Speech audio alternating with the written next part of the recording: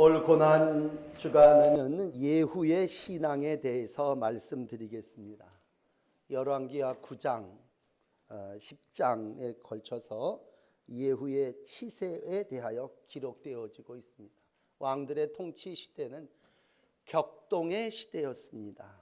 음모와 살인, 그러한 것으로 계속해서 유혈, 피 흘림이 계속되었고 악이 판치고 있는 때에 하나님은 엘리야, 엘리사 그런 하나님의 사람을 택하셔서 이제 하나님의 역사를 계속 이루어가고 있습니다. 일찍이 하나님의 사람을 통해서 예후에게 기름을 부어 이제 왕을 삼으라고 하나님이 말씀하시게 됩니다. 그리고 엘리사의 젊은 제자 중 하나가 얼른 예후에게 기름을 부음으로 예후가 이제 왕으로서 역사를 이루어 나가게 됩니다. 그 당시 강한 아합 왕조였기 때문에 참 깨트리기 힘들었죠. 또 종교적으로는 바알 종교를 성행하는 시대였습니다. 그럼에도 불구하고 아합은 정말 모든 일에 강한 그러한 왕이었습니다. 그래서 우리는 지나간 주간에 아합 왕의 통치를 보면서 참 신앙한다고 하는 것이 어렵구나라고 하는 것을 생각하게 됐습니다. 이러한 때에 하나님은 예후라고 하는 그러한 어떻게 보면 킬러예요. 칼을 쓰는 사람을 통해서 수많은 정화를 이루어 가십니다. 특별히 아합의 왕조를 완전히 무찌르고 멸해버리게 됩니다. 그래서 앞장 9장에서는요 요람이라고 하는 왕을 살해합니다.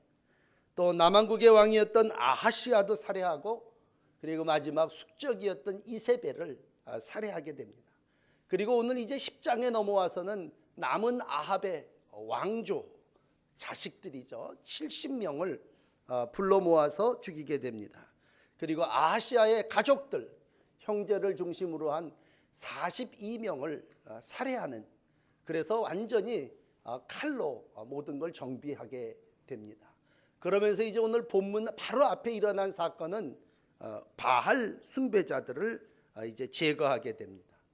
이 제거하는 방법은 철저하게 술수였습니다. 거짓으로 바알 섬긴다고 많은 사람들에게 선전을 합니다. 그리고 바알을 위하여 큰 제사를 이제 드린다고 선전을 합니다. 수많은 바알의 선지자들과 바알을 추종하는 자들을 불러 모읍니다. 그리고 그들에게 예복을 입히고 번제를 드리게 됩니다. 그리고는 이 예후가 자기의 호위병과 또 지휘관에게 한 사람도 나가지 못하게 해라. 그리고 칼로 그들을 다 죽여서 밖에 던져버리게 됩니다. 그리고 바로 읽으신 27절에 보면 바알의 신당과 바알의 목상들까지 완전히 다 부셔버립니다. 그리고 우상을 헐어 참 특이한 표현인데 변소를 만들었다. 그렇게 기록함으로 27절은 마감하고 있습니다.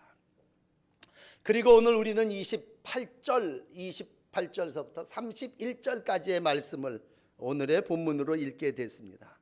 이러한 예후, 그는 어떠한 사람이었느냐라고 할 때 그는 죄에서 떠나지 아니하였더라 라고 하는 29절의 말씀과 여로보암의 죄로 계속 금송아지를 섬겼더라 라고 하는 말씀으로 그의 신앙 이력을 기록하고 있습니다. 어떻게 보면 고난주일 아침에 우리가 이 본문의 말씀을 읽으면서 야, 베델에 단에 금송아지 단을 만들고 여기 하나님이 계시니까 여기서 예배해야 된다고 하는 그러한 생각을 가지고 있는 왕, 그 신앙, 과연 그는 어떠한 삶을 산 사람인가 라고 했을 때 여러분 기억하시고 이제 오늘 본문을 만날 때 먼저 악을 처단했다고 내가 의로워지는 것은 아닙니다. 이걸 오늘 마음에 좀 담으셔야 될 단어라면 우리가 악을 처단한다, 바알을 부수고 바알의 신당을 변소로 만들었다, 그러면 그 사람이 의로운 사람이냐?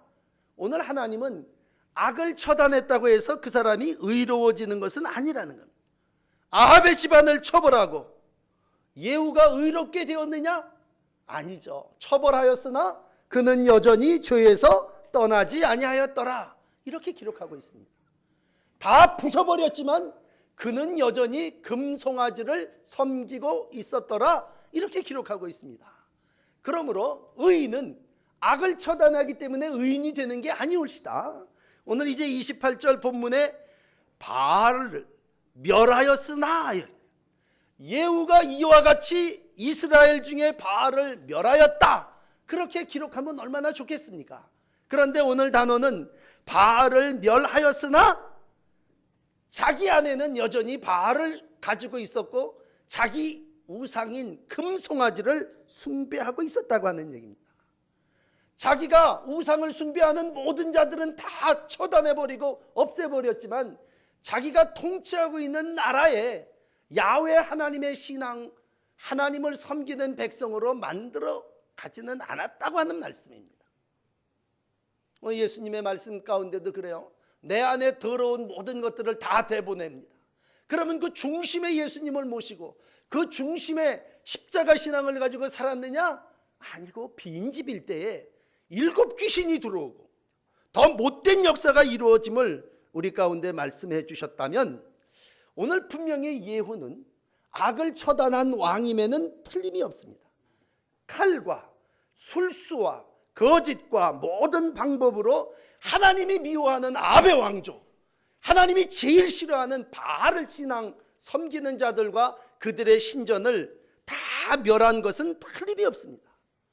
가장 숙적이었던, 그래서 하나님의 사람 엘리야조차도 무서워서 떨며 도망했던 이세벨을 교묘하게 죽여버렸습니다. 하나님의 사람도 못한 것을 왕의 권세를 가지고 칼로 파괴해버리고 그 우상을 숭배하는 우두머리들을 제거한 것은 틀림이 없습니다. 그렇다면 그가 하나님께로 돌아왔느냐? 오늘 본문은 하나예요. 하나님께로 돌아오지 않았다는 얘기입니다. 오늘 마지막 절에 전심으로라고 하는 말을 기록하고 있습니다. 전심으로.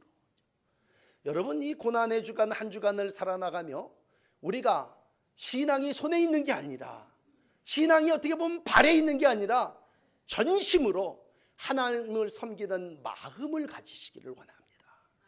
내가 하나님을 섬긴다고 하는 건 내가 누군가를 정죄하는 것도, 누군가를 판단하고 누군가를 제거하고 누군가를 비난하고 잘못된 길을 가고 있는 사람을 바로잡아주는 그게 아니라 내 마음이 전심으로 십자가 앞에, 하나님 앞에 서 있느냐라고 하는 것입니다.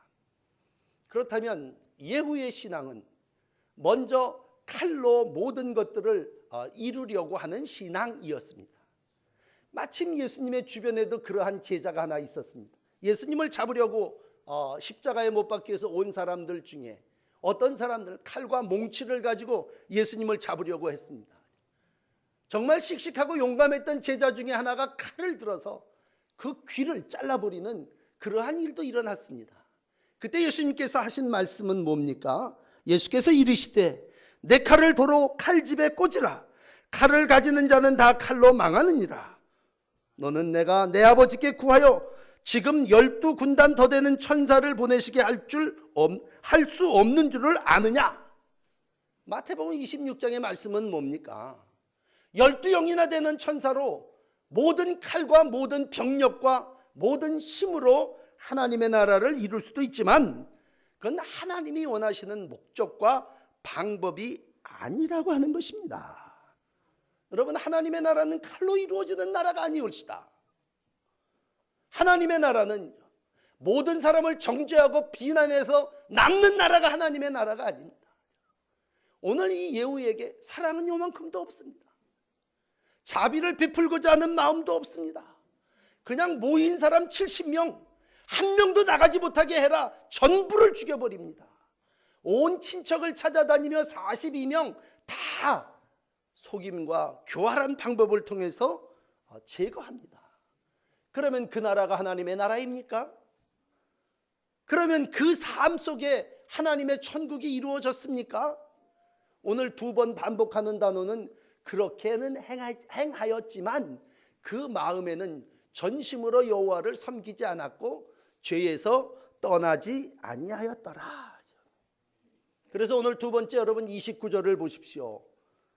예후 그는 죄에서 떠나지 아니하였더라.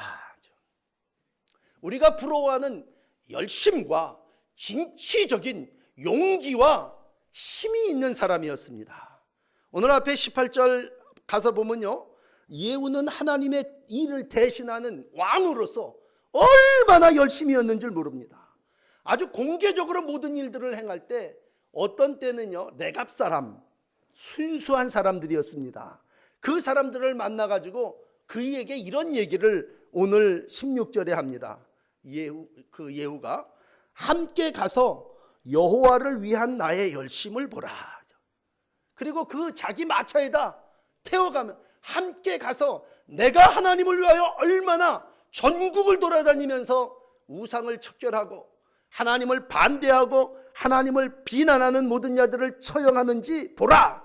그리고 나가서 바알의 단을 헐어버리고 선지자와 제사장들을 괴롭혔던 모든 이들에 대하여 엄히 처단하는 모습을 보입니다. 자기 열심은요, 최고로 뛰어난 사람이었습니다. 하나님이 그를 위하여 예후를 세우셨다면 하나님은 30절에 예후에 행한 일을 이렇게 판단합니다. 내가 나보기에 정직한 일을 행하되, 너 정말 정직하게 모든 일들을 칼로 행했다. 그런데 거기 단서를 하나 붙이기를 뭐라고 붙입니까? 내 자손이 4대에 걸쳐 다스릴 것이다. 우리가 창세기부터 쭉 읽어옵니다만 하나님이 다윗의 자손에게 뭐라고 얘기합니까? 내 자손이 영원히 다스리라, 그렇게 얘기합니다. 저 출애굽기 26장에 보면요, 모세에게는 이렇게 얘기합니다. 나를 미워하는 자의 죄를 갚되 아비로부터 아들에게 3, 4대까지 이르게 하려니와 나를 사랑하고 내 계명을 지키는 자에게는 1000대까지 은혜를 베푸시니라. 출애굽기 20장 5절의 말씀입니다. 그러니까 영원히 다스리리라 다윗의 왕국이요, 모세여 네가 하나님의 말씀과 뜻대로 살면 1000대까지 은혜를 받을 거다 그랬는데, 예후에게는요, 네가 4대까지만 모든 일을 거쳐 행하게 될 것이고 왕위가 이어질 것이다, 그렇게 말씀해 주시고 있습니다. 이거 이따 결론 부분에 한 번 더 다루겠습니다만, 너의 그 행한 일을 내가 인정을 하지만 네 왕위가 길지는 못할 거라고 하는 얘기입니다.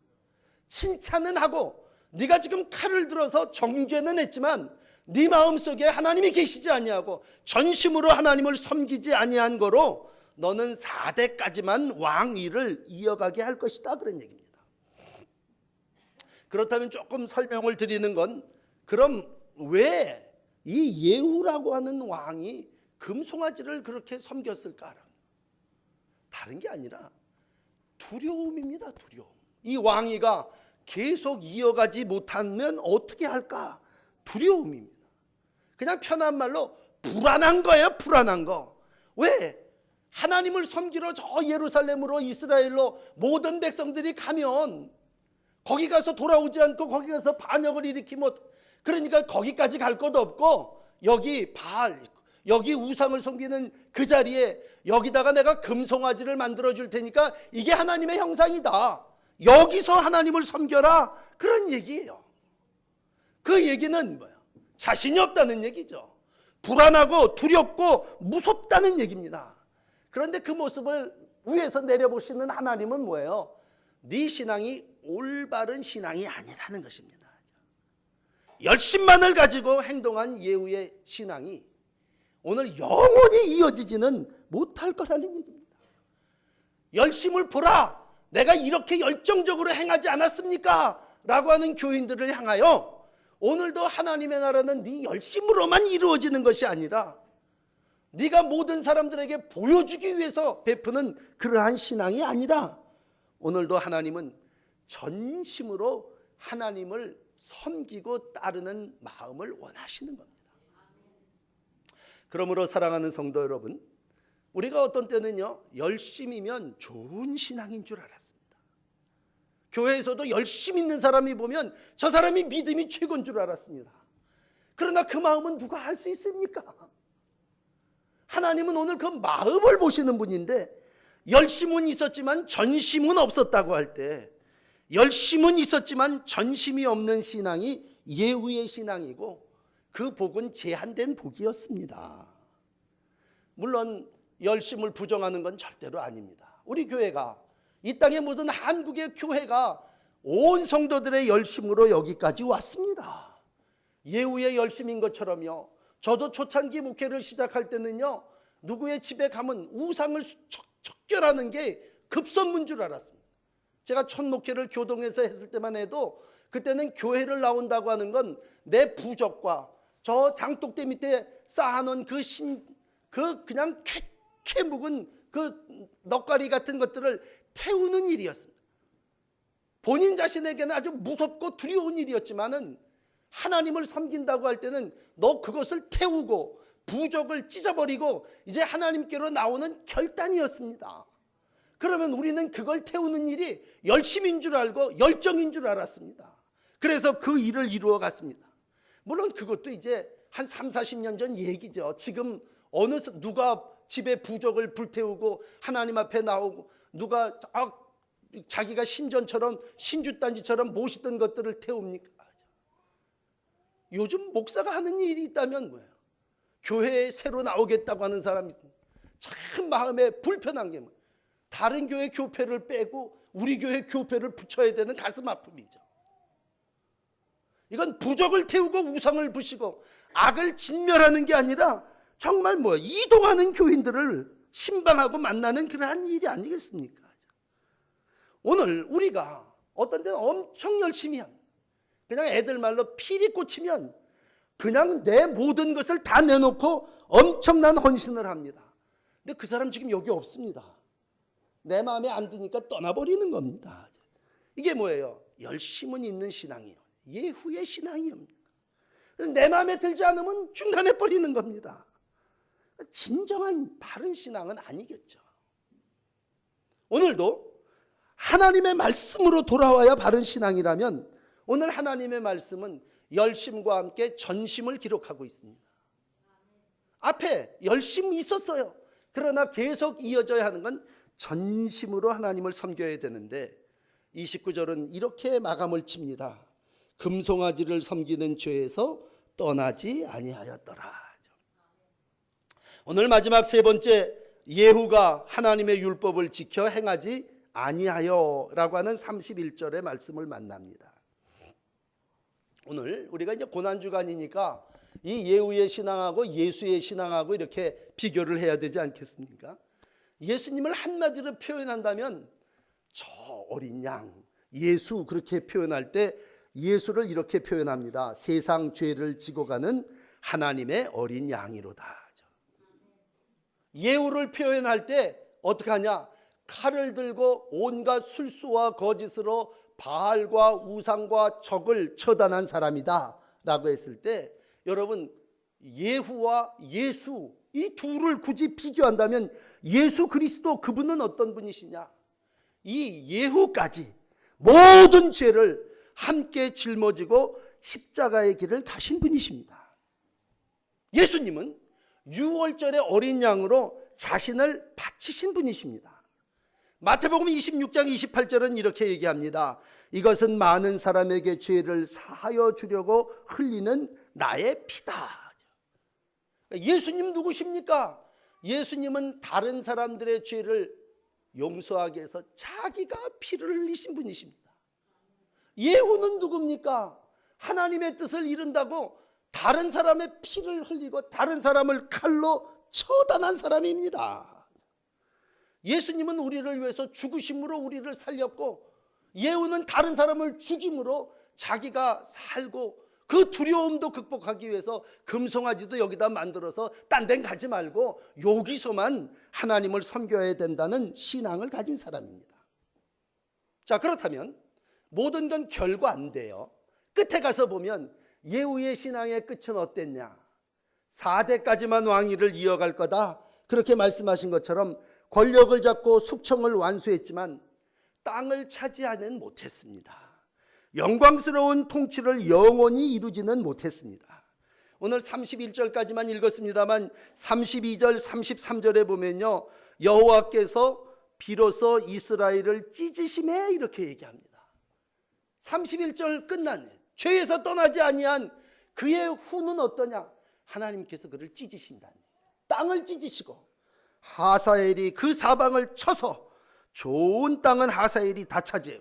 요단 동쪽이 제일 좋은 땅이었다면 하사엘이 와서 요단 동편을 치고 차지하게 되므로 그 연수가 길지 아니함을 우리 가운데 말씀해 주시고 있습니다. 자, 이제 이 땅에서 고난주간을 다시 살아나가게 됐습니다. 여러분, 예수님의 삶을 사시기를 바랍니다. 예후의 삶이 우리 가운데 들어오기 쉽습니다. 어떤 때는요, 저건 정죄해야 돼. 그러면서 우리가 정죄합니다. 그러나 바라기는 이 한 주간 여러분 누구를 정죄하기보다 누구를 향하여 칼과 폭력을 휘두르기 전에 오늘도 자신의 칼과 창을 맞아 십자가에 자신을 내어주신 그리스도를 전심으로 모시는 예수님의 제자들이 되시기를 바랍니다. 이 예후에게 있어서 늘 칼과 함께 등장한 건 술수였습니다. 술수가 이긴 것 같죠. 술수가 거짓말을 통해서 모든 걸 다 해결한 것 같죠. 그러나 그게 그를 번영하게 하고 완전한 평화를 주지는 못했습니다. 아주 교묘하게 술수를 부렸습니다. 나는 아합이 바알을 조금 섬겼지만 나 예후는 크게 섬기리라. 이러고서는 모든 우상 숭배하는 자들을 다 불러 모았습니다. 근데 우상을 숭배하는 것들이 분별력이 있겠습니까? 정말 아합보다도 예후는 더 바알을 잘 섬길 사람인가 보다. 그리고 그냥 온 사람들을 다 불러댄 거 아닙니까? 소집했죠. 다 불러 모아놓고 뭐예요? 나가지 못하게 닫아 걸고는 다 죽여버린 거 아닙니까? 얼마나 그 술수가 교묘합니까? 이건 하나님이 주시는 뜻이 아니고 인간의 교묘함입니다. 교묘함. 여러분, 예후는 교묘한 사람이었습니다. 이 교묘함이라는 말과 죄라고 하는 말은 같이 가요. 창세기 성경에 보면 뱀이 간교함으로 이불을 꼬셨다고 속였다고 얘기할 때 이 간교함이라고 하는 말은 교묘함이라는 말이에요. 고린도후서 11장 3절에 있는 말씀이죠. 예수님을 붙잡았던 그 바리새인들을 향하여 표현하는 단어는 뭐예요? 교묘하게 예수님을 붙잡아 죽이려고 했다. 이 마태복음 26장 4절의 말씀입니다.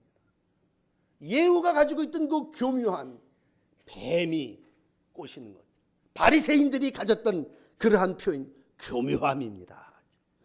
악랄함이 첫째라면 이 교묘함은 그 속에 가지고 있었던 간교입니다. 간교.